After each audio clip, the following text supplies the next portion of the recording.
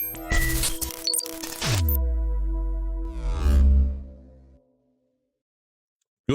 afternoon, ladies and gentlemen. Welcome. I am the Crypto Crow. It's 12:27 p.m. Eastern Standard Time, and we've got some interesting news on XRP and a little Cardano stuff to go over.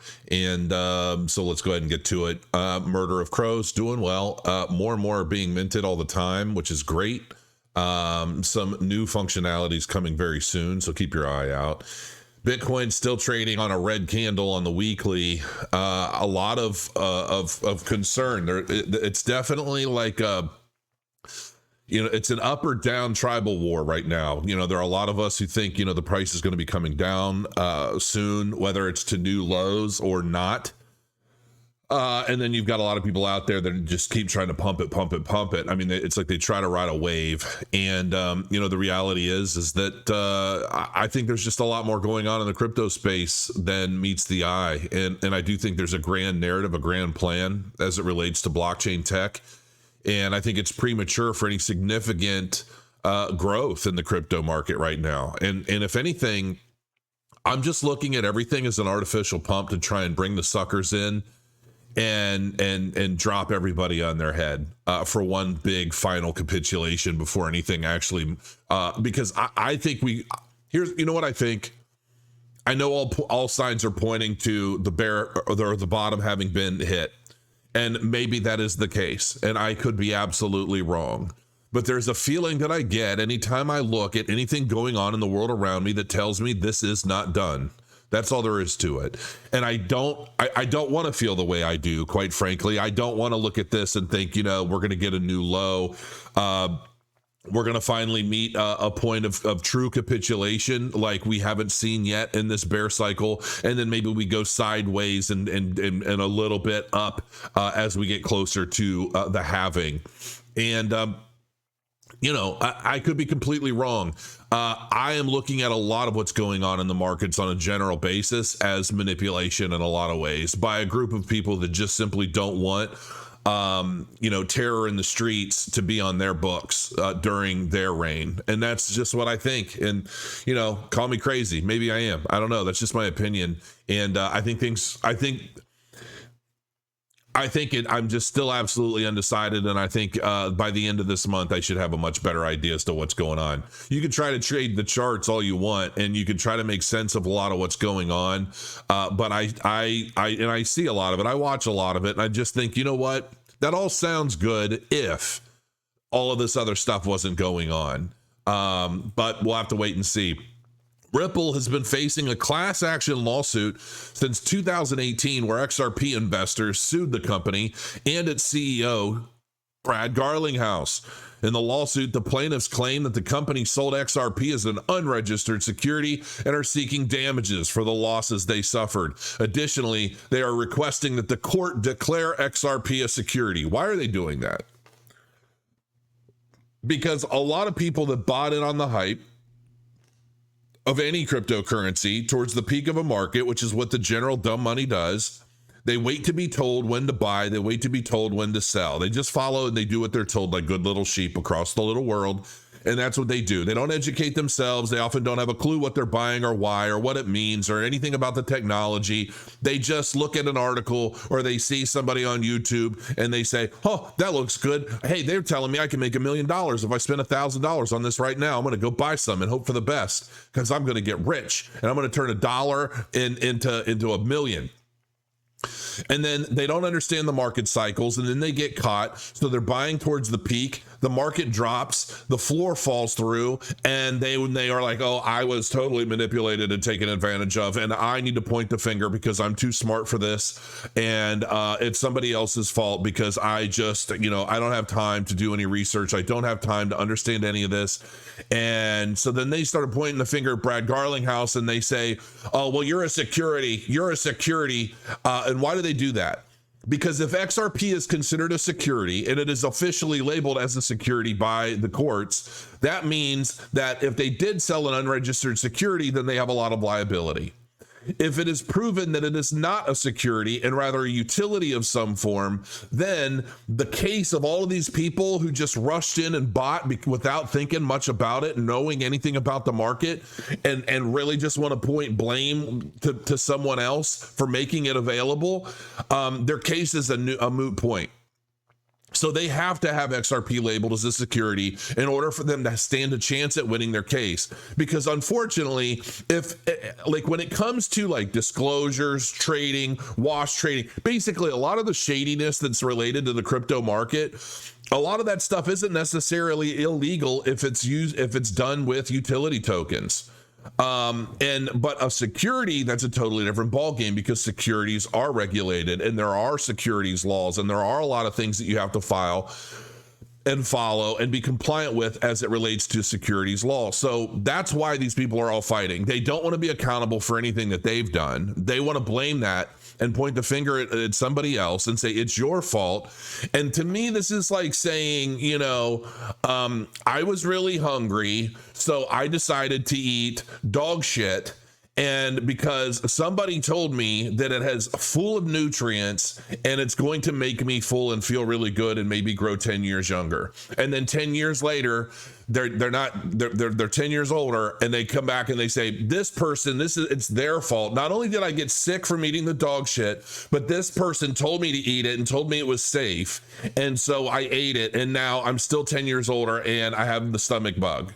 Right. And that's it. And so they want to blame somebody else for their own ignorance, their own lack of desire to educate themselves on whether or not dog shit is good eating. OK, and I hate to sound this way, but I see so much unaccountability, lack of accountability all over the place. And it really does bother me. It bothers me because people. It just bothers me. Is this XRP a security? I don't know. We're going to wait. We're going to find out soon enough. But there are more people entering the fray and there are more people helping with this. I hope it all goes well for everybody. Okay. But I think that this is also one of the reasons why the SEC and the government requires people to be accredited to take part in investments like this, because there are too many people. An accredited investor is an intelligent investor. They are somebody that does their due diligence the majority of the time. They're dealing with larger sums of money, and so they're putting in the time to understand where they're putting their money and why, and they understand that they are taking an educated risk on the investment. And so, if there's a fraud, if there is if there's illegal activity, that's a whole other story. And everybody should be protected from that. But if it's an honest business practice and then somebody just decides later, I don't like this, I don't like the way this worked out, I don't really think this is fair, I don't understand it, so you must have done something wrong.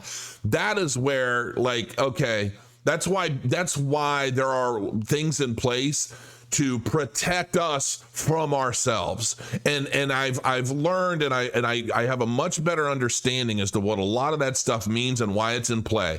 It's not necessarily to keep people down. It's to keep people out of the hairs of everyone else that's actually working and doing things to progress a financial institution or a financial system or whatever, without being bogged down by cases like this. And that's honestly my opinion. It may bother some people, but that's really just the truth of it. XRP price prediction is $1 billion in trading volume floods in. A $1 XRP incoming? I doubt it. I doubt it's going to happen anytime soon, but anything's possible. XRP's chart suggests that it's on the brink of a rally. Its 30-day moving average, red, is about to overtake its 200-day blue, with something which could signal a breakout above 40 cents and beyond. We're seeing the same narrative across so many different cryptocurrencies. Listen, if XRP wins its case and it goes well, then yeah, it'll probably get a pretty significant pump and the gloves are coming off. But I really don't think that they're going to win through and through. If anything, they're probably going to lose the case. They're going to come to some sort of conclusion and maybe even some sort of last minute settlement where they're going to say, okay, we lost, but we're allowed to do this, that, and another thing, and we're only going to be penalized so much. That's the cost of doing business. Let's move forward. I just don't think this is going to be like a big grandiose end it all conclusion, if you will. I just don't see that happening. Cardano DeFi TVL rises more than 100% in just 1 month. That's a big deal. DeFi protocols in Cardano, a proof of stake smart contracting platform, have locked over $100 million in user assets as of February 7th. $100 million in user assets. Man, total value locked. That's a big deal. According to DeFi Llama statistics, Cardano DeFi protocols command a total value locked of slightly over $103 million, which is more than 2x the amount on January 1st. Early this year, Cardano TVL stood at 48.95 million. So things are growing, okay? I mean, things are definitely growing. I still need to go in and read the Wing Riders white paper. I've really ticked them off. I doubt anything is going to come of Wing Riders and myself at this point, but I'm still interested, and I still need to get through their white paper because, you know, I mean, it from what I've seen, it looks pretty legitimate. So, but you know, it is what it is. Cardano JED stablecoin records 14,500% growth in unique addresses, which is good because I was looking at the traffic volume. And it was Lizzo. I mean, it was like 4,000 or something. Let me take a quick look and see if that's grown with the number of wallets increasing. No, volume's down 74.33%. How is this possible? Explain this to me. Anyone in the comments, explain this to me. It was at like 4,600 or something like that. It's down 74.33% in 24 hours, yet the number of addresses is growing. I don't understand this. Please explain it to me. Somebody that is a wizard in DeFi. I never got deep into DeFi because I got sick and tired of seeing every rug pull imaginable all over every ecosystem and blockchain. I had enough. And I'm like, I'm not even going to cover a lot of this stuff because it's all bullshit anymore. Do I sound super cynical today? I feel cynical. I really do. I feel like a cynical ass today. Maybe I just woke up on the wrong side of the bed. I don't know. I really don't. Just so many things have been kind of just picking at me today. And I'm like, I'm just tired of ignorance. I'm tired of ignorance, ignorant people saying dumb shit, you know, people injecting themselves in conversations that obviously don't pertain to them. Just things that like irk me. Like everybody wants to like stir up something. And often they don't even know what they're talking about. They just got a feeling. They just have a feeling and they're really bothered by something. JED, an over-collateralized stablecoin built by Cody, the Cody network and Cardano builder IOG, showed the largest increase in unique accounts among Cardano dApps in the last 7 days. That's all cool, but where's the volume? Do we not see DeFi volume on CoinMarketCap? Is that what it boils down to? Because I'm sure it's just primarily on decentralized exchanges. That's my guess. But I don't know 100%. Looking at my my fun NFT wallet, looking at some of the NFT donations that I received. I got this one today, and I don't know if I just saw it today. Blue Box 2483, and I saw this and I'm like, OMG, because back in the day, so I still get copies of 2600, and I don't know if you know what that is, but if you go to a bookstore, it's a little digest size guide. It's all about hacking, fracking, you know, different uses of various technologies. I love reading the write-ins, the letters, and all of that. And it used to be my bathroom reader, and then it became my bathtub reader. And I was actually just at the bookstore, and I didn't get a copy. Probably the first time, and I don't know how many years, I didn't pick up a copy of 2600 when I was there, and I'm regretting it. But a blue box, these are all little gadgets. There's like a blue box, a black box, a blotto box. Like I remember the blotto box, you basically shut down the power system in a whole area. Like there were so many things. And I remember when I was a kid, a friend of mine had this book. It was like this thick and it was self-printed. And it had schematics and all of these different guides on how to build all of these different boxes. At the time, one of them would I think it might have been the blue box. I can't remember. I think it was the blue box. But it would create a like a 2600 hertz tone and payphones, and ultimately get you free phone calls. And then you have guys like Captain Crunch. I think Captain Crunch is I think he's part of 2600. If not, he was just a big hacker or something. I can't remember where the name came up. But back in the day, the little whistle that would come in a box of Captain Crunch cereal, you blow it, and it created like almost a perfect 2600 hertz tone that you could blow into a payphone, and it would trigger the phone to think it was receiving quarters. And so these little devices, you could play them into the thing. I don't know if you've ever watched the movie Hackers. I love that movie. I wish to God they would create a Hackers 2. I'm also a big fan of Mr. Robot. If you haven't seen that, I just started watching that again recently. I love it. But anyway, I thought this was a cool ass NFT, and it just brought back so many memories from back in the day. And so yeah, I do they have a website 2600.quest. Welcome to the 2600 NFT project. Is this really from 2600?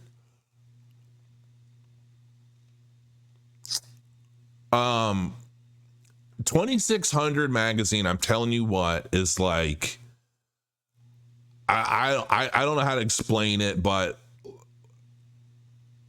Geek Code Father Husband, it started with borrowing Commodore 64 coding books from the library as a child. Oh my gosh. This guy's got to be 50, 60, I'm guessing, Mr. Morden, whoever he is. If he's talking about coding on a Commodore 64, he's older than me. And trying to create something new. I'm playing around and investing in crypto and super hyped about Cardano in particular. Okay, so this is a guy, it looks like he's creating an NFT collection based off of 2600 and like the associated gadgets of basically that time. That's actually a pretty damn good idea. I love it. Thanks for sending that to me.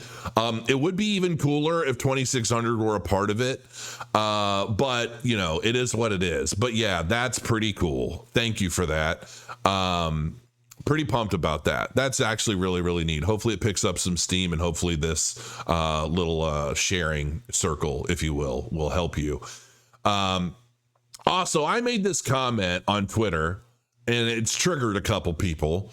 It's not why I'm so cynical today. It's another conversation. But I basically said this, and you guys can get pissed at me if you want. This is how I feel. If you're a single woman struggling to find a top man, keep in mind, top man, try finding someone with the potential to rise and join in their journey, building trust and mutual appreciation. Otherwise, you're looked at as a purchase to be replaced with a new model like a shiny new car. Now, this has triggered some people on Twitter, and I want to explain what I mean by this, okay? Because it seems like there are people injecting themselves into this and saying, oh, you're such a misogynist and all of this. And I'm like, okay, you obviously don't get it. I've been married 12 years, okay? I've been married to a woman that married me. I was 320 pounds. I got to 330 during her pregnancy because I ate everything she did. She just lost it all really fast, and I didn't. She married me grinding. I was grinding. We got married when I was stressed. My testosterone was low. I didn't even know I had a problem. I was just emotional all the time. I was drained of all life all the time. I was grinding through. I was getting out of MMA into the mortgage industry, and it was a struggle.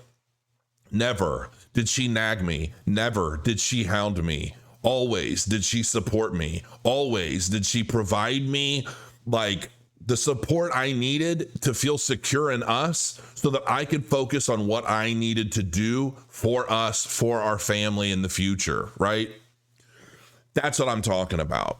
Because today I see so many women that think that they get some lip filler and a boob job, and all of a sudden that entitles them to the wealthiest, most powerful men in the world that have abs and a big boat and a couple of cars, and they are under this delusion that they don't have to work for anything anymore, that they get to just line up a whole bunch of guys that are what they perceive to be in the top tiers of society, and that they are somehow entitled to the lifestyle associated with this individual who spent his life working and grinding on his own and not have to work or do anything, right? And that's what I'm trying to say. And a lot of these women, they find themselves in these endless cycles of being used up by men that don't value them, because what they're doing is they're engaging with men that they feel for whatever reason that they deserve this lifestyle they haven't earned. They didn't play any role in building it. They didn't play any role in helping this man overcome the obstacles, the ebbs and flows of the life of grinding through bad and rough times. And yet they think they should just be able to get on Tinder, swipe right with their lip filler, and basically, get their man. And then they wonder why, after so long, they're cast aside and they don't mean anything. And they think, oh my gosh, I need to do more. Maybe I need to change my hair color. Maybe I need to. And they focus so much on all of these shallow, superficial things that only matter to men short term. They only matter to men on short term. And they don't realize that, because here's the thing. And I'm not just saying this. I went through it myself. When I was 21, I was dating all the wrong people. I was very attractive back in the day, okay? And I was skinny, I was chiseled, I had longer hair, I modeled part-time, and I was attracting all of these women that just made my way easier. I never approached a woman in a nightclub or a bar. They all came to me, typically with, how tall are you? And, stuff like that. And I would just eyeball a girl from across the bar until she said something, or she let me know what's up. And that was how I rolled back then. It was pretty simple. It was almost like, Tinder today. You just swipe, swipe, swipe. And that's what I did.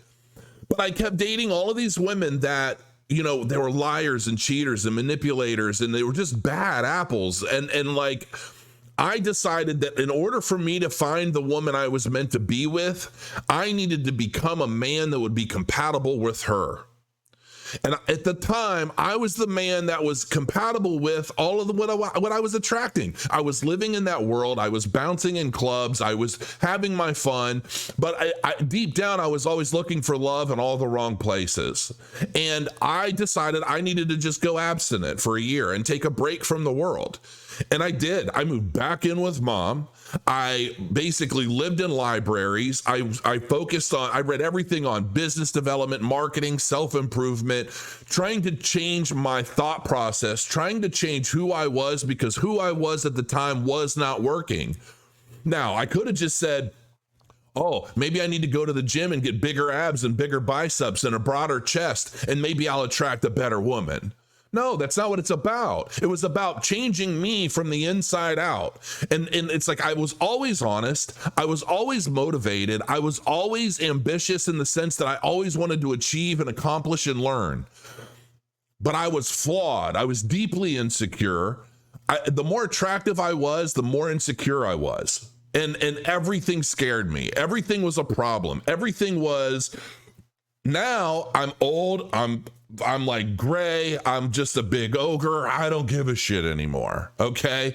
But a big part of that too is I have a woman that I met at a time in my life where she joined my journey. She joined my struggle. She was a part of it, and she made my life better. And even in some of our lowest times, she never made me feel guilty or ashamed. She always would just say, no matter what, we always have us. And that is the kind of woman I believe every woman should aspire to be. And that was the inspiration for this post. And if that doesn't make sense or resonate with you, maybe it wasn't for you. And if that somehow bothers you, maybe you need to look inside yourself and figure out why this message bothers you so much. And that's really all I have to say about that. So on that note, I'm kind of touching base with Copy and Cornucopia is trying to figure out kind of what's going on, what's the latest and greatest. And they've, pointed out some things to me that I'm going to be hopefully looking at very soon. And hopefully I'm able to drop something exclusive for everybody that you've never seen before. But I won't even allude to what that is yet. I just know that I know something is coming. And, that's it for the day. 24 and a half minutes. Grow your coins, folks. I'll see you again real soon.